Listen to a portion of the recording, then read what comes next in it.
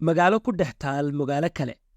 islii xudunta iyo halka ay ku nooshahay soomaalida ugu badan ee ka baxsan dalka halkan soomaalidu kuma aha shisheeye inta u badanna waxay ka yimaadeen gobollada waqooyi bari ee isla dalkan in kalena waxaa soo jiitay furfurnaanta iyo deganaanta kenya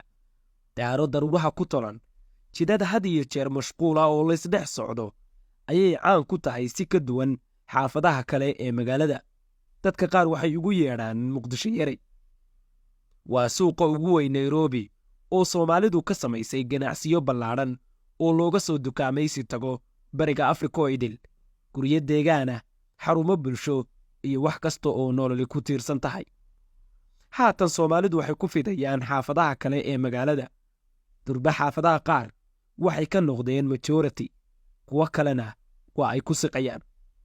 ganacsigu waa sirta u weyn ee soomaalida dhexalsiisay dhexgalka bulshada bariga afrika halka xilligan ugu kacsanna waa dhismayaasha oo fooqyadan dhaadheer waxa wada bilay shirkada soomaaliyeed waxay marayaan xilli ay bulshooyinka kala dalbadaan in soomaali uun wax u dhisto halkani waa xaafadda Backland kana waa mid ka mid ah guryaha ugu dhaadheer xaafadan oo ay bilayaan shirkadaha Soomaaliyeed shirkadda Future Homes Real Estate ayaa bilaysa gurigan iyo guryo kale oo ku yaala xaafadaha Backland South Sea iyo Westland ee magaalada Nairobi waxaan la kulmi doonaa maamulaheeda soo dhawo maxamedow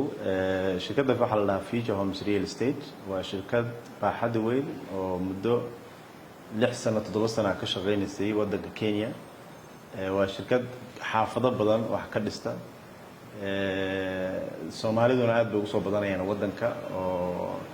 dhaqan ahaan iyo culture-kii iyo dadkii waddankeena u soo dhawaadaan iyo amniga iyo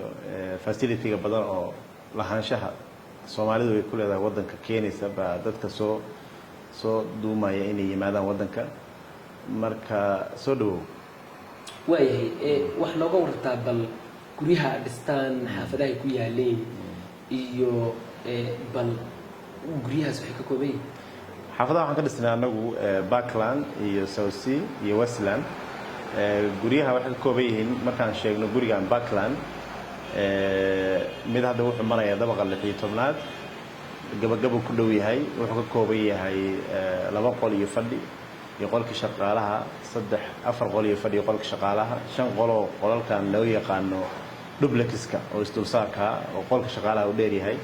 waa guryo baaxad leh oo waasic iyagoo loogu talagalayo in liftiyadii loo badiyo oo liftiyo badan oo waasic yeeshaan dukaamadii supermarketkii masaajidkii madrasadii jimkii iyo meeshii dadku ku jimicsan lahaayeen oo caajiska iyo ciriiska isaga bixin lahaayeen waa guryo mushamilaya wixii qofka baahida dadka iyagoo u dhowdahay area kasta aan doorano wax ka dhisno aan ku doorano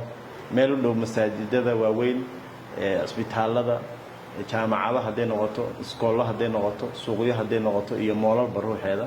iyo meel qofka aan clientiga wax ka gadayno nolol ahaan ugu noolaan karo waayahay guryaha aad dhisaysaan iyo waxaan ognahay in Soomaaliduna ay xoog Nairobi u maalgashanayso bal ka waran guryo dhisida aad baa loo dhisaa guryo badan baa la dhisaa waxaana keenaya baahida Soomaalida waddanka soo qulqulaysa oo dadkii Yurubtii iyo qurbihii ilmihii lagala soo tagayo oo la rabo in dhaqankii iyo diintii iyo waddankiina laga soo dhawaado ha ugu badnaadaan xitaa dadkii waagi hore Turkiga meelaha aaday oo ka soo dabaroganaya oo maadaama waddankuna fog yahay aadna u fog yahay fiisooyinkooda iyo noloshoodana hawaa ciriir soo gashay Kenya waxay kaga duwan tahay intaaba in ka duwan oo cagsigeeda ay dadka u offer gareynayso oo qofku imaan karo ku noolaan karo wax ka baran karo ka shaqaysan karo ka xamaalan karo ilmana ku korsan karo isagoo wax culaysa dareemin ama dareemin inuu qurbo joogo qofka guri idinka iibsada ka waran qiimayaashu say yihiin maxaa kale oo adeeg oo guriyadu la gaaray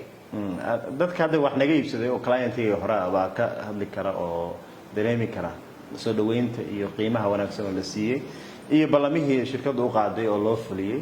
qofkii hadda wax naga iibsanayana waxaan ku soo dhaweynaa gacmo furan qiimo macquul ah area fiican oo wanaagsan oo guryuhu magacunba iska mid ka noqon karaan waxyaalo badan oo ka duwi kara guryaha kale baan u offer gareynaynaa dadka clientiga dadka already guryaha degan oo dhaqan oo muddo sanad xitaa kuwa guryaha degan ay jiraanna iyaga ayaa markhaati ka noqon kara waxyaalaha aan uga duwannahay shirkadaha kale oo magaalada wax ka dhisa.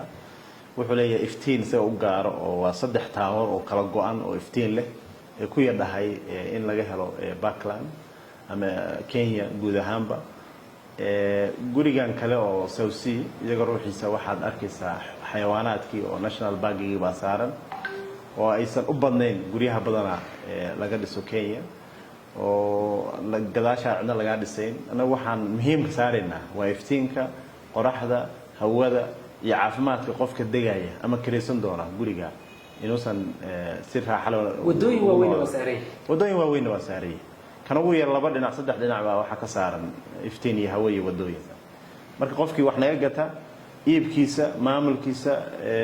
hadduu maqan yahay hadduu joogaba lahaanshaha gurigiisa wuxuu uga faa'iideysan karaa sidii qof joogo kale oo shirkadda ayaa ka saacidaysa qaybahaas oo dhan. waxaa tiri guri waxay leeyihiin meheradihii, ammaankii, ka waran iyada qofku inuu qayb u bixin karo ma heli karo? waa heli kara qofku. guryaha waxaan siinaa ilaa 3 sano oo installment ah. qofku wuxuu bixinayaa 30%. inta kale waxaa lagu qaybinayaa 3 sano. waxa laga yaabaa gurigii in uu 2 sano gudahood ku dhamaado. qofkii waxaan ku wada jireynaa lahaanshaha iyo anfacsashada guriga. inta harsanna wuxuu ku bixinayaa isagoo gurigiisa degan oo anfacsanaya ayuu misna lacagta bixinaya. lacagta kirada ahayd iyo wixii kale ayuu ku dabiranaya. waana waxay yar tahay in laga helo kambaniyada qaar ee wax ka dhisan Kenya. waaya idinka maxaa idin sahlay inaad Kenya guriga inta la leeg oo saas ah idinka shirkad Soomaaliyeed ka bisha? waxaa noo sahlaya lahaanshaha waddanka Soomaalidu ku leedahay dhul weyn, ay ku leedahay siyaasiyiin, ay ku leedahay ganacsato, ay ku leedahay sector kasta oo waddanka Kenya iyo furfurnaanta dadkan Kenyaanka waddanka loogu yimi si friendly u yihiin, saysan cusuriyada dadku ay ka cawdaan oo qurbaha iyo meelaha ay joogaan xataa Turkiga noqotay aysan jirin oo waddan furan oo dadka soo dhaweynaya oo nolosha u sahlaya in dadku noqdaan. taasina wixii qof kasta Soomaaliya, Kenya ama Nairobi hadduu sifooyinka saxda maro guriga ku yeelan kara. guriga waa ku yeelan kara, waa ku noolan karaa, carruurna waa ku korsan karaa, waxna waa ku baran karaa isagoo culays iyo dhib iyo midna dareemin. maxay tahay marka fariinta dadka Soomaaliyeed halkan ugu diraysa? fariinta Soomaaliyeed waxaan diray waxa waaye inay yimaadaan waddankii inta qurbaha joogta oo waddankii rabin inay aadaan. waa meel ay degi karaan oo carruur ku korsan karaan oo dhaqankii iyo diintii iyo culimada ugu waaweyn Soomaalida Kenya joogaan. masaajidada iyo madrasooyinka iyo mujtamacyada la isugu yimaado islaamiga waa lagu qabtaa. waxaan leenahay inay yimaadaan dadku ka faa'iideystaan guryahan la dhisayo waddankoodina u dhawaadaan. maxamed oo gurigan sida guryaha hore aan soo aragnay, guryahaas waa guryo iibsan 80% oo waxay ka harsan yihiin. gurigan saa u jeedo waa guri hadda aan la soo wareegnay, hadda aan duduminaynaa oo la soo dhisaya. wuxuu ka kooban yahay 1 qol iyo fadhi, 2 qol iyo fadhi iyo qol shaqaala, 3 qol iyo fadhi iyo qol shaqaala, 4 qol iyo fadhi iyo qol shaqaala, isagoo kala duwan 2 tower oo kala duwan. markastana waxa haysta wadada weyneedna waa haysta Karura Forest-gii iyo amenity-gii ay ka wadaageen gurihii kale oo dhanna waa leeyahay. isaga ruuxiisa wax u khaas ah supermarket weyn oo aad u weyn oo maasha Allah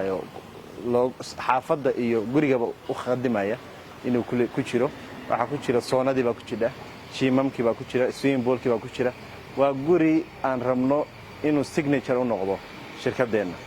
wuxuuna saaran yahay wadadan weyn ee Karura Forest. Nairobi oo dadka qaar ugu yeedhaan caasimadda bariga Afrika waa sahal inaad guri ka bilato. sababtoo ah guriganba Soomaali baa dhistay, Soomaalina qaar ayay iibsatay durba oo ka degan tahay. Maxamed Saalax, Nairobi.